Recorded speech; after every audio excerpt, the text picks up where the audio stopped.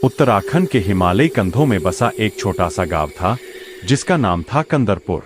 यह गांव अपनी अलौकिक शांति और आध्यात्मिक आभा के लिए दूर दूर तक जाना जाता था। चारों ओर घने हरित जंगल, बर्फीली चोटियां और कभी न थमने वाली हवा का संगीत, सब कुछ मिलकर यहाँ एक स्वर्ग जैसा वातावरण बनाता था। गांववासी सादा जीवन जीते थे, खेतों में हल चलाते, भेड़ बकरियों को चराते और हर शाम प्राचीन हनुमान मंदिर में भक्ति के स्वर गुनगुनाते। मंदिर का निर्माण सदियों पुराना था, जहाँ की दीवारें रामायण की कथाओं से सजी हुई थीं। लोग मानते थे कि हनुमान जी, राम भक्तों के रक्षक, आज भी धरती पर विचरण करते हैं, कभी एक साधारण वानर के रूप में तो कभी अदृश्य शक्ति के स्वरूप में। लेकिन यह विश्वास कितना गहरा था, इसका पता तब चला जब एक साधारण परिवार की जिंदगी में चमत्कारों की बौछार हुई। इस कथा के नायक थे अर्जुन मेहता, एक युवा सॉफ्टवेयर इंजीनियर जो दिल्ली की भागदौड़ भरी जिंदगी में खोया हुआ था। अर्जुन का जन्म कंदरपुर में ही हुआ था। उसके पिता स्वामी रामलाल मेहता मंदिर के प्रमुख पुजारी थे। बचपन में अर्जुन को पिता की गोद में बैठे बैठे रामायण की कथाएं सुनने का शौक था। रामलाल जी अक्सर कहते, बेटा, हनुमान जी अमर है, वे राम नाम के प्रति समर्पित है। जब तक राम का जाप होगा वे पृथ्वी पर अपनी लीला रचाएंगे। अर्जुन उन दिनों इन बातों को दिल से मानता था, लेकिन दिल्ली पहुंचने के बाद आधुनिक विज्ञान और तर्क की दुनिया ने उसके मन को बदल दिया। वह सोचता, ये सब पुरानी किंवदंतियां हैं, अमरत्व जैसा कुछ नहीं होता। फिर एक दिन सब कुछ उलट पुलट हो गया। अर्जुन के पिता को अचानक सीने में तेज दर्द हुआ। डॉक्टरों ने दिल का दौरा बताया, लेकिन इलाज का कोई मौका न मिला। अंतिम सांसों में रामलाल जी ने अर्जुन को बुलाया। कमजोर आवाज में कहा, बेटा, कंदरपुर से उत्तर दिशा में 25 किलोमीटर दूर हिमालय की एक दुर्गम चोटी पर अंजनी गुफा है। लोक मान्यता है कि हनुमान जी का गुप्त आश्रम वही है। अगर जीवन में कोई विपदा आए तो वहां जाकर उनका स्मरण करो, वे सुनेंगे। अर्जुन की आंखों से आंसू बहने लगे। उसने पिता का हाथ थामा, लेकिन मन ही मन सोचा कि यह दर्द का वहम है। अंतिम संस्कार के बाद अर्जुन अपनी पत्नी नेहा और 12 साल के बेटे विक्रम के साथ कंदरपुर लौटा। गांव की शांति ने उसे थोड़ा सुकून दिया, लेकिन रातें कठिन हो गईं। हर रात सपने आते, एक विशाल गुफा जिसमें से सुनहरी रोशनी निकल रही थी। गुफा के अंदर एक दिव्य आकृति खड़ी थी, वानर मुख वाली, लेकिन मानवाकृति जैसी। आकृति बोलती, आओ मेरे भक्त, मैं तुम्हारा इंतजार कर रहा हूं। अर्जुन सुबह उठकर खुद को कोसता, ये दुख का असर है, लेकिन सपने रुके नहीं। एक रात तो सपना और स्पष्ट हुआ। गुफा में एक घायल यात्री पड़ा था जो मरने को था। तभी हनुमान जी प्रकट हुए, अपना दिव्य स्पर्श दिया और यात्री उठ खड़ा हुआ। अर्जुन की नींद टूट गई, वह बेचैन हो उठा। सुबह वह गांव के सबसे बुजुर्ग पंडित हरिदास जी के पास गया। हरिदास जी ने चाय की चुस्की लेते हुए कहा, हाँ बेटा, अंजनी गुफा का रहस्य सदियों पुराना है। हिमालय की उस चोटी पर, जहां बादल भी डरते हैं, पहुंचने से हनुमान जी का निवास माना जाता है। लेकिन रास्ता कठिन है, जंगलों के भूल भुलैया, उफनती नदियां, बर्फीले तूफान। कई साहसी गए, लेकिन लौटे नहीं। जो लौटे वे बदले हुए थे, उनके चेहरे पर शांति, लेकिन आंखों में अजीब चमक। कहा जाता है, गुफा में समय थम जाता है। वहां चमत्कार होते हैं जो विज्ञान को चुनौती देते हैं, लेकिन प्रवेश का द्वार केवल शुद्ध हृदय और अटल श्रद्धा वाले के लिए खुलता है। अर्जुन का मन द्वंद्व में पड़ गया। वैज्ञानिक दिमाग कहता था अंधविश्वास, लेकिन पिता की अंतिम बातें और सपनों ने उसे झकझोर दिया। आखिरकार उसने फैसला किया, गुफा की खोज करनी होगी। अर्जुन ने अपने 2 पुराने मित्रों को बुलाया। पहला था डॉ. करण सिंह, एक नास्तिक डॉक्टर जो हमेशा तर्क की बात करता था। दूसरा था राहुल खन्ना, एक प्रोफेशनल ट्रेकर और फोटोग्राफर जो साहसिक यात्राओं का शौकीन था। करण ने हंसते हुए कहा, भाई, ये सब मिथक है, लेकिन एडवेंचर के लिए चलो, वरना तू अकेला मर जाएगा। राहुल उत्साहित हो गया, वाह, ऐसी जगह की तस्वीरें सोशल मीडिया पर वायरल हो जाएंगी। अर्जुन ने घरवालों को बताया। नेहा चिंतित हो गई, अर्जुन, ये पागलपन है। विक्रम को क्या जवाब देंगे अगर कुछ हुआ? विक्रम ने मासूम नजरों से कहा, पापा, हनुमान चाची तो आपके साथ है ना? सावधानी बरतना। अर्जुन ने नेहा को गले लगाया। ये पापा की इच्छा है, मैं लौटूंगा, वादा। यात्रा की तैयारी हो गई। बैगों में पैक किए मजबूत रस्सियां, GPS compass, walkie talkie, emergency फ्लेयर्स, सूखा राशन, मेडिकल किट और सबसे महत्वपूर्ण पिता का दिया हुआ हनुमान जी का चांदी का लॉकेट जिसमें राम नाम उकेरा था। तीनों कंदरपुर से जीप में निकले। रास्ता पहाड़ी था, बारिश ने उसे फिसलन भरा बना दिया। 12 किलोमीटर बाद जीप रुक गई। ड्राइवर ने चेतावनी दी, साहब आगे पैदल, भालू, सांप, भूस्खलन सब संभव है। वे जूते बांधकर चढ़ाई पर लगे। हिमालय की ठंडी हवा चेहरे पर चाबुक की तरह लग रही थी। जंगल इतना घना था कि सूरज की किरणें छन छन कर आती। अर्जुन ने कहा, दोस्तों सतर्क रहो, यहां प्रकृति का राजा है। पहला दिन आसान रहा। वे 6 किलोमीटर चढ़े, एक घास भरी घाटी में कैंप किया। राहुल ने कैंप फायर जलाया। तीनों पुरानी यादें ताजा की, कॉलेज के दिन, पहली नौकरी। रात ढलते ही जंगल जाग उठा। अजीब सी आवाजें, कभी हवा का शोर, कभी पत्तों की सरसराहट, तो कभी दूर से कोई गर्जना। करण ने टॉर्च घुमाई, कहीं भालू तो नहीं। अर्जुन ने लॉकेट थामा, हनुमान जी रक्षा करो। नींद में अर्जुन को फिर वही सपना आया, गुफा, रोशनी और आवाज, जल्दी आओ। दूसरे दिन रास्ता कठिन हो गया। वे एक घने देवदार के जंगल में घुस गए जहां रोशनी भी रुक रुक कर आती।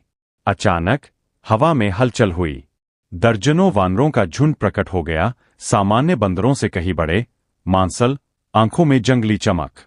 वे चीखने लगे, पैर हिलाने लगे।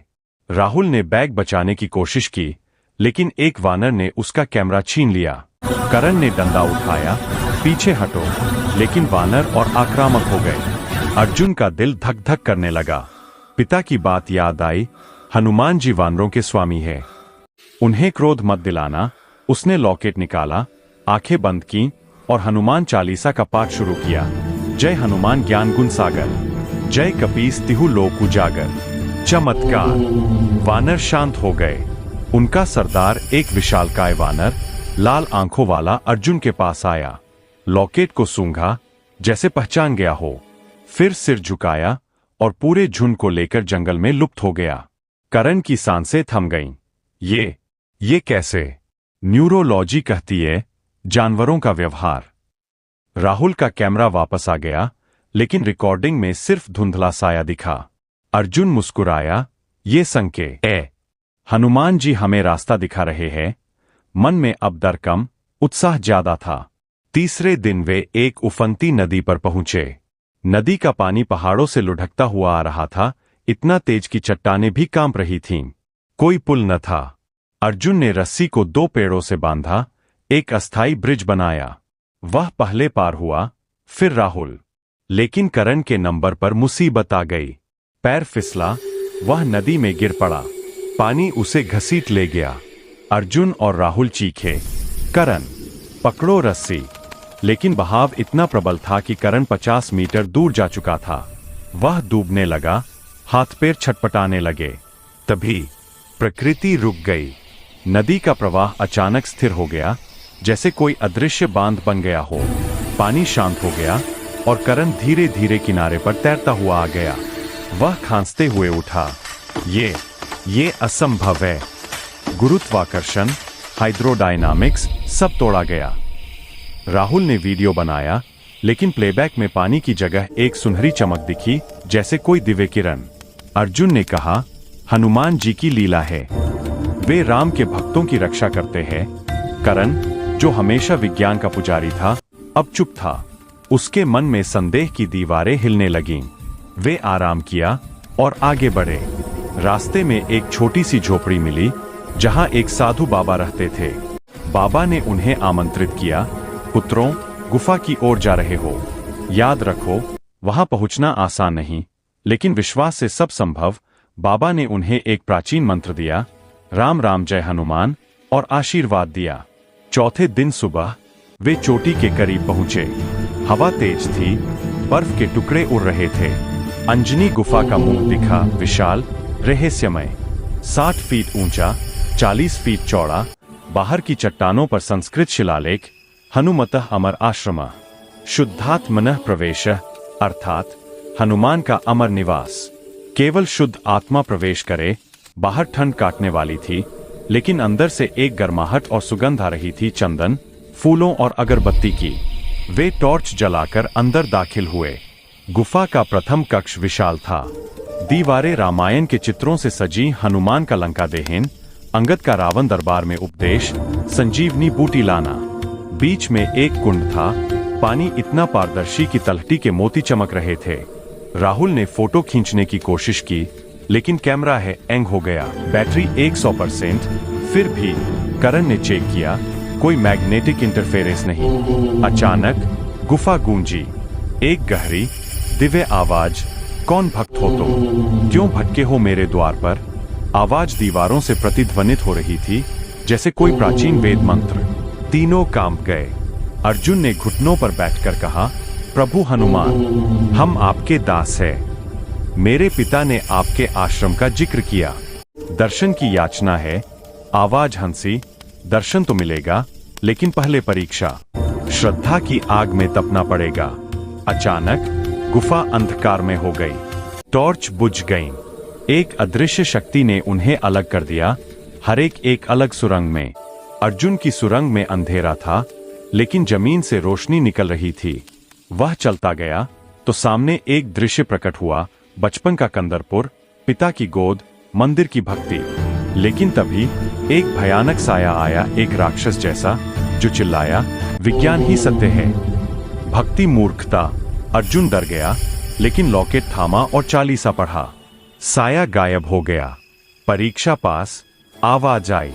करण की सुरंग में वैज्ञानिक उपकरण बिखरे थे, टेलीस्कोप, माइक्रोस्कोप। एक आवाज बोली, सबूत मांगो। चमत्कार असंभव है, करण ने तर्क दिए। लेकिन फिर एक दृश्य, नदी का चमत्कार, वानरों का व्यवहार। उसका नास्तिक मन टूटा। मैं मानता हूं, वह चीखा। राहुल की सुरंग में भौतिक सुख दिखे, पैसा, प्रसिद्धि, लेकिन वह फोटो खींचने की बजाय भक्ति में लीन हो गया। तीनों वापस मुख्य कक्ष में मिले। अंधेरा हट गया। सामने हनुमान जी की दिव्य मूर्ति प्रकट हुई, जीवंत, चमकती। हनुमान जी बोले, भक्तों, तुम्हारी श्रद्धा जीत गई। याद रखो, मैं हर जगह हूं, वानरों में, हवा में, तुम्हारे हृदय में। राम नाम जपो, सेवा करो। उन्होंने आशीर्वाद दिया। अर्जुन के पिता का संदेश दिया, बेटा, मैं मुक्त हूं। तुम्हारी मां को कहना, सब ठीक है। चमत्कार स्वरूप, कुंड का पानी पीने से तीनों के थकान मिट गई। कैमरा फिर चालू हो गया, लेकिन तस्वीरों में दिव्य प्रकाश। वे लौटे। कंदरपुर पहुंचकर अर्जुन ने मंदिर में भंडारा आयोजित किया। गांववासी आश्चर्यचकित, करण अब भक्त, राहुल की फोटोएं चमत्कार साबित। नेहा और विक्रम ने गले लगाया। अर्जुन का विश्वास लौट आया। अब वह दिल्ली लौटा, लेकिन हर शुक्रवार हनुमान चालीसा सुनाता। कथा का संदेश, श्रद्धा विज्ञान से ऊपर है। हनुमान जी जीवित है, हमारे विश्वास में। जय श्री राम, जय हनुमान।